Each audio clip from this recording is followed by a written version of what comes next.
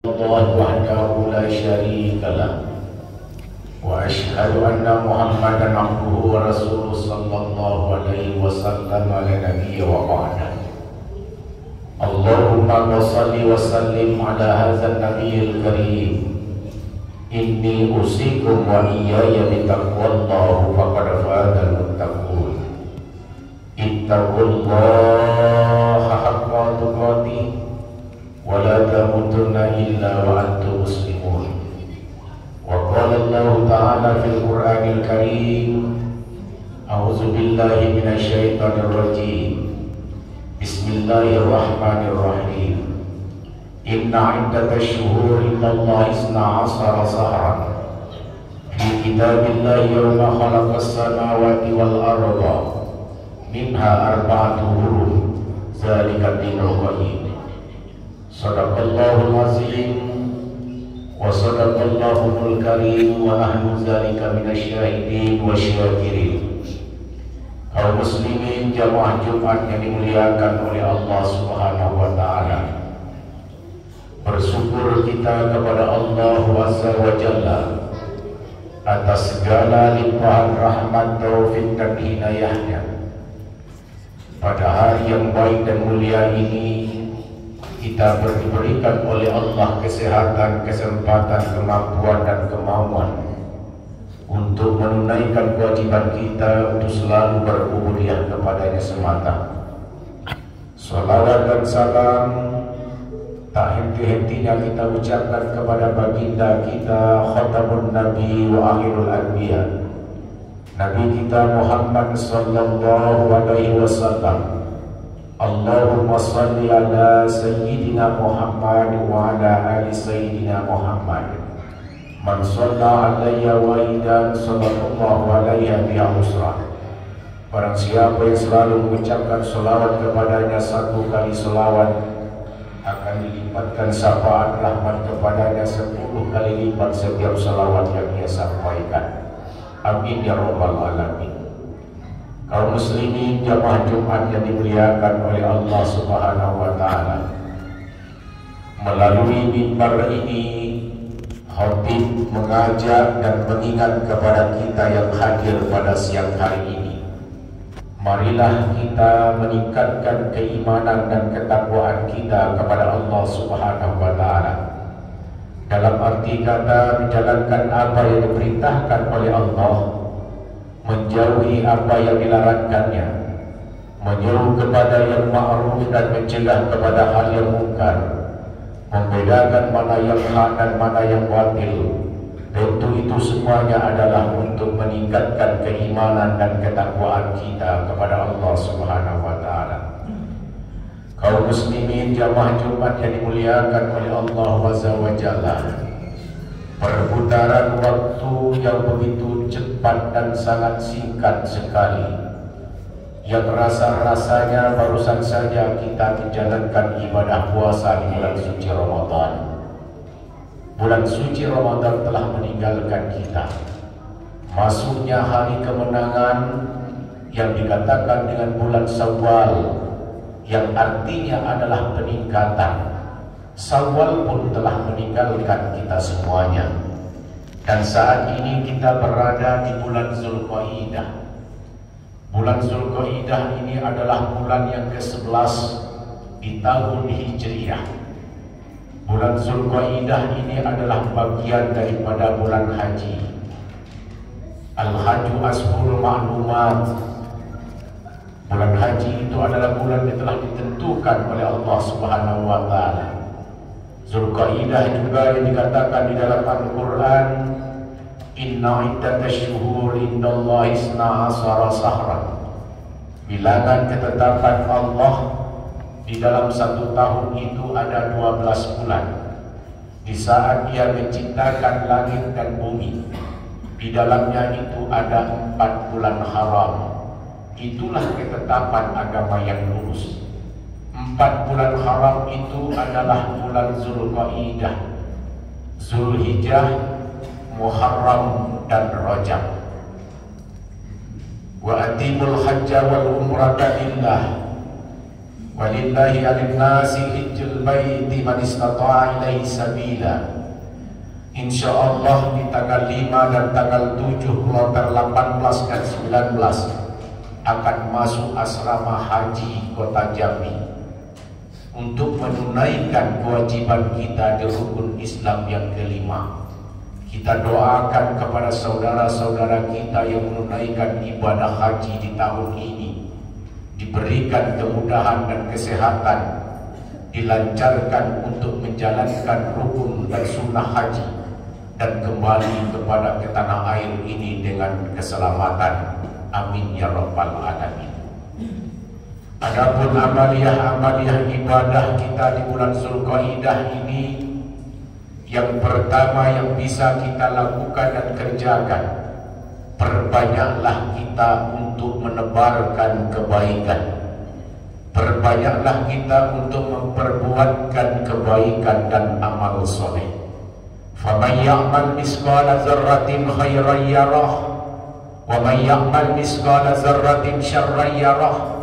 Sebesar apapun dan sekecil apapun kebaikan yang kita perbuatkan, Allah akan catatkan itu kebaikan. Sekecil apapun niat keburukan yang kita akan kerjakan, Allah pun akan balas pun dengan keburukan kepada kita.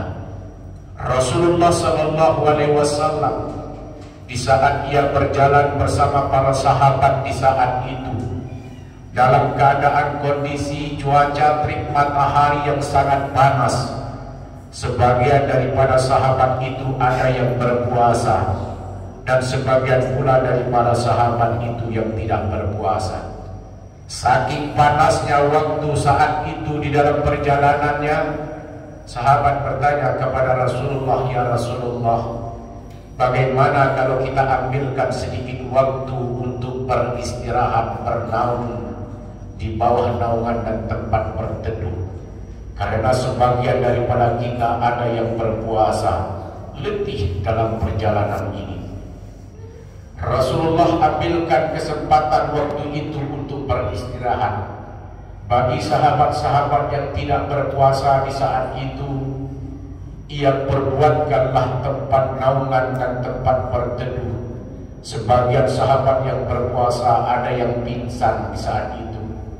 Ia tebarkan kebaikan kepada orang-orang yang berpuasa. Ia bantukan kepada orang-orang yang pingsan. Ia berikan makanan-makanan dan minuman kepada orang yang lapar. Itu pun sedikit sekecil kebaikan yang ia perbuatkan para sahabat itu kepada Rasulullah SAW. Kebaikan itulah yang harus kita perbuatkan juga di bulan Zulqa'dah. Sekecil apapun kebaikan yang kita perbuatkan, sebesar apapun kebaikan yang kita tunaikan, itu pasti akan dicatatkan oleh Allah Subhanahu wa Ta'ala. Itulah amalan ibadah di bulan Zulqa'dah yang pertama. Yang kedua, amalan ibadah yang perlu kita lakukan di bulan Zulqa'dah ini menuju Zulhijjah. Karena Zulqa'dah dan Zulhijjah itu adalah bagian daripada bulan haji. Bagi kita yang tak mampu untuk melaksanakan ibadah haji, di situ ada hari raya Idul Adha, ada hari raya haji, ada hari raya yang dikatakan dengan hari raya kurban. Maka perbanyaklah kita untuk saling berbagi dan dalam menunaikan kewajiban yang dikatakan dalam Al-Quran, "Inna a'tayna kal kausar." Sesungguhnya nikmat Allah dalam satu tahun itu cukup dan sangatlah banyak. Tanda bentuk kita bersyukur kepada Allah atas nikmat yang banyak itu, Allah sambungkan di dalam Al-Quran, "Fasholli li rabbika wanhar." Maka perdekatkanlah kita kepada Allah dan sholatlah kita kepada Allah dan berkurbanlah. Tanda bentuk pengorbanan itu yang dikatakan Rasulullah SAW. Di saat Rasulullah SAW ingin berjihad dalam perang Tabuk, Rasulullah anjurkan, "Wahai para sahabat, siapa di antara kalian yang memiliki materi uang yang saat ini, kumpulkan dan berikan untuk mendanakan kita berjihad di perang Tabuk tersebut." Sebagian daripada sahabat pun di saat itu yang tidak memiliki uang dan materi, tidak ada yang bersedekah dan berinfak untuk berjihad kepada Rasulullah dalam perang Tabuk. Itulah pengorbanan para sahabat untuk berjihad bersama Rasulullah. Orang-orang munafik waktu itu juga berkorban dengan materinya. Abu Lahab, Abu Jahal, Abu Sufyan, bagaimana mereka itu mengatasi, mengendalikan, bagaimana mereka membatasi terhadap dakwahnya Rasulullah sallallahu alaihi wasallam. Beliau dan para kaum munafik itulah yang menghambatkan langkah perjuangan dan jihadnya Rasulullah sallallahu alaihi wasallam.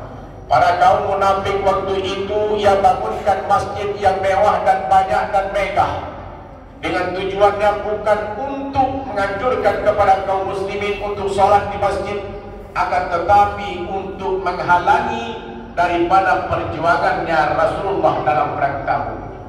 Ada masjid yang sangat besar, mewah dan megah yang di saat itu dinamakan dengan Masjid Ad-Dirar. Masjid Ad-Dirar itu adalah masjid yang paling bahaya, yang tujuan itu adalah memecahkan kaum muslimin di saat itu dalam peperangan berjihad bersama Rasulullah SAW. Dan para kaum munafik itu meminta kepada Rasulullah untuk sholat di masjid itu, untuk diresmikan masjid itu. Akan tetapi Allah Maha mengetahui atas segala sesuatu. Sesungguhnya niat busuk kaum munafik waktu itu diketahui oleh Allah. Para sahabat katakan, ya Rasulullah, sesungguhnya masjid yang dibangunkan oleh kaum munafik waktu itu dengan tujuan dengan dinamakan Masjid Ad-Dirar itu bukan untuk memanggilkan kaum muslimin, bahkan untuk menghambatkan langkah perjuangan dalam perang Tabuk. Maka hancurkanlah dan eksekusikanlah. Rasulullah katakan kepada para sahabat, engkau eksekusikan dan hancurkan masjid yang dikatakan dengan Masjid Ad-Dirar. Itu adalah bagian bentuk dari pengorbanan orang munafik di saat itu untuk mengatasi penghambat daripada langkah jihad Rasulullah sallallahu alaihi wasallam. Bagaimana dengan Sayyidina Ali bin Abi Thalib? Di saat ia pulang ke rumah dalam keadaan lapar, dalam keadaan haus, sesampai di rumah ia tanyakan kepada istrinya, wahai istriku Fatimah, apakah di rumah ada makanan atau minuman yang akan aku makan dan minum? Karena aku dalam keadaan lapar. Anak-anak kita Hasan dan Husin pun dalam keadaan lapar. Fatimah jawabkan, wahai Sayyidina Ali bin Abi Thalib, wahai suamiku, tidak ada sedikit pun di rumah itu makanan dan minuman yang akan engkau makan. Sayyidina Ali katakan, wahai istriku Fatimah, apakah di rumah itu engkau memiliki sedikit dirham uang untuk aku belanjakan makanan di luar? Apa kata Fatimah, wahai suamiku Sayyidina Ali, aku memiliki sedikit uang dinar, ada 6 dirham yang aku punya. Bolehkah aku meminjamkan, wahai istriku? Akan aku belikan makanan karena kami dalam keadaan lapar. 6 dirham yang dimiliki oleh Fatimah istri Sayyidina Ali tadi ia berikan kepada suaminya. Lalu suaminya itu keluar rumah untuk membelikan makanan karena anak dan Sayyidina Ali di saat itu dalam keadaan lapar. Akan tetapi di pertengahan jalan menuju tempat makanan yang ia beli, datang seorang pengemis yang sudah 3 hari tak makan dan tak minum sama sekali. Wahai tuan, kata seorang pengemis, apakah engkau memiliki sedikit uang? Apakah engkau memiliki sedikit materi? Apakah engkau memiliki sedikit harta yang engkau akan pinjamkan untuk jalan Allah? Karena aku dalam keadaan lapar sudah 3 hari tak makan dan tak minum. Akhirnya mendengarkan kalimat, maukah engkau meminjamkan hartamu untuk Allah? Sayyidina Ali memiliki harta 6 dirham itu dia berikan kepada pengemis yang tak makan sudah 3 hari. Lalu Sayyidina Ali itu pulang ke rumah. Sesampai di rumah, apa dikatakan Fatimah? Wahai suamiku, mana makanan yang engkau belikan di tengah jalan tadi? Mana makanan yang aku berikan uang untuk engkau belikan makanan kalau engkau dalam keadaan lapar? Sayyidina Ali katakan, wahai istriku Fatimah, sesungguhnya saya di dalam perjalanan tadi ada seorang pengemis yang sudah 3 hari tak makan. Ia katakan, wahai Tuhan, maukah engkau meminjamkan sebagian daripada hartamu untuk Allah? Setelah mendengarkan Fatimah itu, maka Fatimah pun menangis dalam saat itu. Lalu Sayyidina Ali katakan, wahai Fatimah, kenapa engkau menangis? Apakah engkau menangis karena makanan tak akan aku bawakan? Apakah engkau menangis karena makanan tak aku belikan? Apakah engkau menangis karena 6 dirham itu aku berikan kepada orang lain? Fatimah menjawabkan, wahai suamiku Sayyidina Ali, sesungguhnya aku menangis itu karena engkau katakan bahwa ada seorang pengemis mengatakan, maukah engkau meminjamkan hartamu untuk Allah? Man zallazi yuqridullaha qardan hasanan. Barang siapa meminjamkan hartamu untuk jalan Allah dengan yang baik, fayudha'ifu lahu ad'afan katsiratan, maka Allah pasti akan menggantikan harta yang engkau pinjamkan kepada seseorang. Akhirnya Sayyidina Ali mengatakan kepada Fatimah, wahai Sayyidina Fatimah, aku akan berangkat ke rumah Rasulullah sallallahu alaihi wasallam. Di dalam perjalanannya menuju rumah Rasulullah sallallahu alaihi wasallam, dalam keadaan lapar dan haus dan tak memiliki sedikit uang, Sayyidina Ali dalam perjalanan, ada seorang pengembala yang membawa seekor onta. Dengan ekor onta itulah ia tawarkan kepada Sayyidina Ali, wahai Tuan, maukah engkau membelikan onta yang akan aku bawa ini? Maukah engkau membelikan onta dengan harga 100 dirham? Apa kata Sayyidina Ali? Aku tak memiliki sedikit uang untuk membelikan ontamu. Tak apa-apa wahai Tuan, akan aku berikan engkau seekor onta. Kapan engkau memiliki sedikit uang, engkau bayarkan onta ini dengan nilai 100 dirham. Baiklah, kata Sayyidina Ali. Onta yang ditawarkan oleh si pengembala tadi ia berikan kepada si Sayyidina Ali waktu itu. Lalu Sayyidina Ali bawakan seekor onta menuju rumah Rasulullah sallallahu alaihi wasallam. Akan tetapi di dalam perjalanan itu datang lagi orang yang tak dikenal, menawarkan kepada Sayyidina Ali yang saat itu membawa seekor onta, wahai Tuan, kemana engkau bawakan seekor onta itu? Apakah onta itu akan engkau jualkan? Sayyidina Ali katakan, betul, onta ini akan aku jualkan. Berapa harganya? Akan aku jualkan dengan harga 300 dirham di saat itu. Orang yang tak dikenal itu menawarkan membelikan onta itu dengan harga 300 dirham. Sesungguhnya Sayyidina Ali itu membelikan 100 dirham tanpa membayar. Lalu ada yang membelikan 300 dirham. Berapa Sayyidina Ali mendapatkan keuntungan di saat itu? 200 dirham Sayyidina Ali mendapatkan keuntungan. Sesampai rumah Rasulullah sallallahu alaihi wasallam, apa kata Rasulullah, wahai Sayyidina Ali, apa yang terjadi di dalam perjalanan engkau menuju rumahku? Apakah engkau akan menceritakan kepadaku? Apa aku yang akan menceritakan kepadamu? Jawab Sayyidina Ali, ya Rasulullah, engkaulah yang maha mengetahui, Allah dan Rasulnya mengetahui atas segala sesuatu. Rasulullah katakan, wahai Sayyidina Ali, tahukah engkau siapa yang menawarkan seekor onta tadi, yang menjualkan 100 dirham? Itu adalah utusan Allah, malaikat Jibril yang diutuskan oleh Allah untuk menawarkan seekor onta. Tahukah engkau Sayyidina Ali siapa yang membelikan onta itu dengan 300 dirham yang ia belikan? Siapa itu? Itu adalah utusan Allah, malaikat Mikail yang diutuskan oleh Allah untuk membelikan seekor onta. Kenapa ia belanjakan dan belikan? Karena engkau meminjamkan hartamu, 6 dirham engkau berikan kepada seorang pengemis, maka Allah gantikan berlipat ganda harta benda yang kita berikan kepada pengemis tersebut. Begitulah orang yang berbagi, orang yang berkurban, orang yang selalu memberikan kepada orang yang lain, maka Allah pasti akan menambah dan melipat gandakan setiap nikmat yang Allah berikan.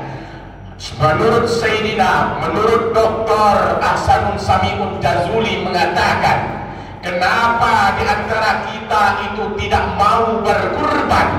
Ada 2 hal kendala kenapa kita tidak mau berkurban. Yang pertama mengatakan kita itu terlalu cinta terhadap alam dunia, hubbud dunia, cinta terhadap dunia, maka kita enggan untuk berkorban. Wa mal hayatud dunya illa mataul ghurur. Sesungguhnya kehidupan dunia ini cuma kesenangan sementara. Wa mal hayatud dunya illa laibun wa lahun. Sesungguhnya kehidupan dunia ini hanya main-main dan sandau-gurau berlaga. Tidak ada yang hakiki. Yang hakiki itu adalah kampung akhirat. Itulah yang pertama kenapa kita enggan berkorban, karena kita masih terlalu cinta dengan dunia. Padahal kullun nafsin za'iqatul maut wa innama tuwaffawna ujurakum yaumal qiyamah. Faman zuhziha 'anil nar wa udkhilal jannah faqad faza wa mal hayatud dunya illa mataul ghurur. Itulah penyebab kendala orang yang tak mau berkorban. Yang kedua penyebab kendala orang tak mau berkorban adalah ingin kesenangan, masih mencintai kesenangan-kesenangan dalam kehidupan dunia ini. Kita diberikan hidup ini adalah sementara. Diberikanlah kesempatan untuk makan dan minum, diberikanlah untuk tidur, diberikanlah untuk mengeluarkan hawa nafsu kita, diberikanlah untuk berkeluarga, diberikanlah untuk bermasyarakat. Kesenangan-kesenangan itulah sementara, itulah yang kita rasakan. Masih mengharap kesenangan hidup di atas dunia, penyebab kita enggan berkorban. Ada harta tapi tak mau berkorban, tak punya harta tapi apalagi tak mau berkorban.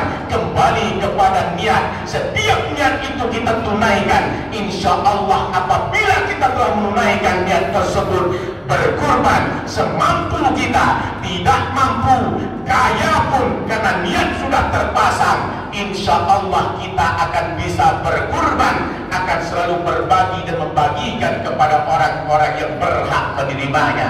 Itulah yang perlu kami sampaikan dengan khutbah yang singkat ini. Yang pertama, marilah kita selalu berbagi dalam kehidupan kita ini. Menjelang Zulhijjah nanti, kita insya Allah bisa berkorban di masjid yang mewah dan megah ini. Yang kedua, tebarlah setiap kebaikan. Senyum pun itu ada kebaikan. Apapun, sekecil apapun dan sebesar apapun kebaikan yang kita kerjakan, pasti Allah akan catat. Semoga dua hal ini bisa kita jalankan dan terapkan, dan kita akan diterima segala amal ibadah kita kepada Allah Subhanahu wa taala. Barakallahu li wa lakum bil Qur'anil azim wa nafa'ani wa iyyakum bima fihi minal ayati wa dzikril hakim wa taqabbala minni wa minkum tilawatahu innahu huwal ghafurur rahim.